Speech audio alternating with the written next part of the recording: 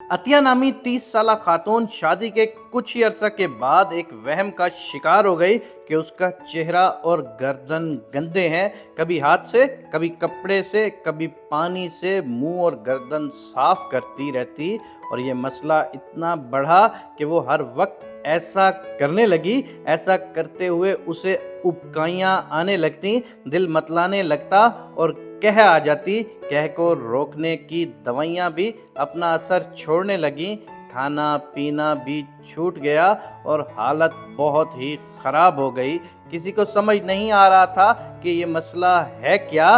अतिया किसी से कोई बात नहीं करती थी, बात सुन लेती थी मगर जवाब कोई ना देती। आंखें पानी से छलकती रहती, कभी रो देती और कभी किसी कोने में बैठी दुपट्टे के पल्लू से मुंह साफ करती रहती।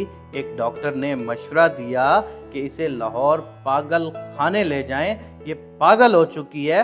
अतिया को फाउंटेन हाउस लाने की तैयारी हुई। फाउंटेन हाउस लाहौर नफ्सियाती अमराज की एक कदीम इलाज गाह है। क़याम पाकिस्तान से कबल ये इमारत हिंदू बेवा ख़वातीन की एक तरह से रिहाइश गाह थी और बहाली का मरकज़ भी था। नफ्सियाती अमराज का शिकार अफराद अमूमन माजी में पेश आए किसी नाखुशगवार वाक़ये या हादसे में कैद होकर रह जाते हैं। माहिरीन की मदद के बगैर इस लम्हे से निकल नहीं पाते।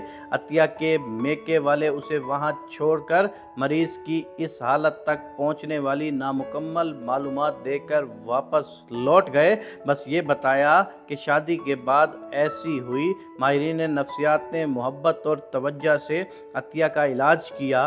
एक माह बाद वो कुछ बेहतर हुई तो उसने खुद अपनी कहानी सुनाई। उसने बताया कि वो अपने एक क्लास फेलो से शादी करना चाहती थी। बरादरी का भी कोई मसला नहीं था, अम्मी अबू तो मान गए। भाइयों ने गैरत का मसला बना लिया और मुझे बहुत मारा पीटा। उनको ये एतराज़ था कि पसंद की शादी नहीं होने देंगे। ये बात न जाने कैसे घर में रहने वाले दीगर रिश्तेदारों के हाथ लग गई। उन्होंने ये फैला दिया कि अतिया घर से भाग गई थी, पकड़कर वापस लाए हैं और हामला है। हालांकि वो जानते थे ऐसा कुछ भी नहीं है। मेरी एक चची ने ये सब जाल बिछाया। बात पूरे गांव में फैल गई और मुझे करंट लगाकर कत्ल करने का प्लान बना लिया गया। माँ ने भाइयों के पैरों पर अपने सर की चादर रख दी और भीख मांगी कि मेरी बेटी को जिंदा छोड़ दो, मैं इसका फौरन कहीं रिश्ता करवा देती हूँ, ये कभी यहाँ नहीं आएगी।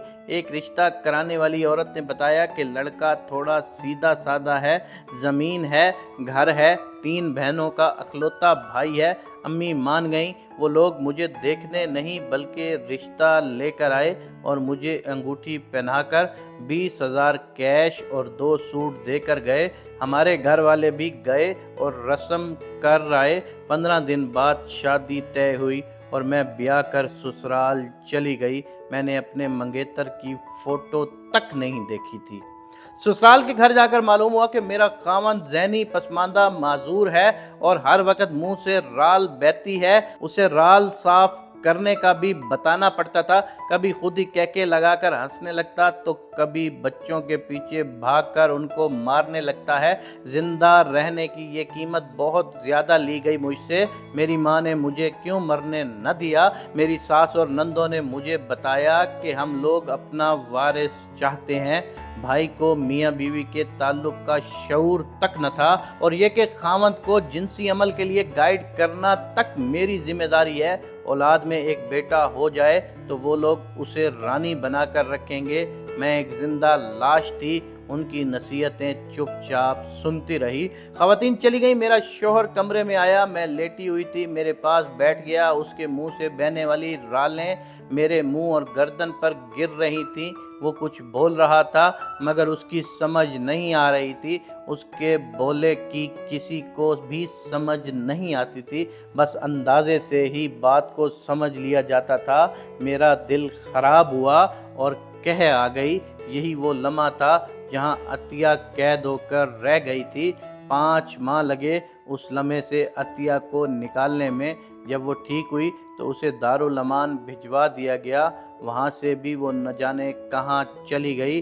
وہ واپس اپنے میکے نہیں جانا چاہتی تھی، نہ ہی میکے والوں نے دوبارہ کوئی رابطہ کیا۔ سسرالی ایک دو بار آئے مگر عطیہ نے ان سے ملنے سے انکار کر دیا۔ عطیہ کے خاوند کا نام ندیم تھا مگر گاؤں میں چھوٹے بڑے اسے بھولا شیدائی کے نام سے پکارتے تھے۔ میرے اپنے اسکول میں موجود ذہنی طور پر پسماندہ بچوں کے والدین بھی ان کی شادی کرنا چاہتے ہیں۔ وہ ہمیں کہتے ہیں کہ کوئی سماعت سے محروم یا جسمانی نقص والی غریب لڑکی مل جائے، بس ہمارے بیٹے کا وہ خیال رکھے اور ایک بچہ ہو جائے۔ ہم ان کو بہت سمجھاتے ہیں کہ ایسا سوچیں بھی مت، جس نے پیدا کیا وہ جب تک زندہ رکھے گا کوئی بندوبست بھی کر دے گا۔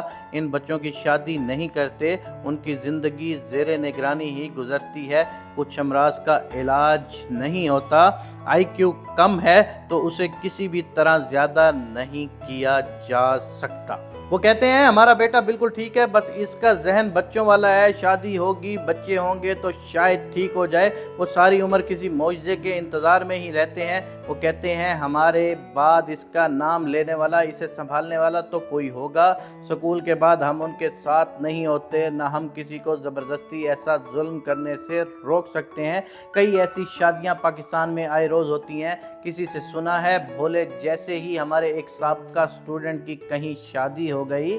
اب کوئی قسمت کی ماری عطیہ اب اپنا ذہنی توازن وہاں بھی کھو دے گی۔ بیٹی کے والدین اپنی بیٹی کے ساتھ ایسا ظلم آخر کیسے کر لیتے ہیں؟ کیا ان کو کوئی روکتا بھی نہیں؟ لڑکے والے تو ہر قیمت پر اپنے بیٹے کو بیاہنا چاہ رہے ہوتے ہیں، وہ جنون کی حد تک پاگل دکھائی دیتے ہیں، خصوصاً لڑکے کی ماں۔ وہ کسی کی نہیں سنتے۔ لڑکی والوں کو ہی عقل سے کچھ کام لینا چاہیے، یا ریاست کوئی قانون واضح کر لے کہ ایسی شادیوں کو روکا جا سکے۔ علماء کرام اس ضمن میں شعور اجاگر کریں، اس فیلڈ سے جڑے ہوئے تمام لوگ و متعلقین اس ٹاپک کو عام ڈسکشن میں لے کر آئیں۔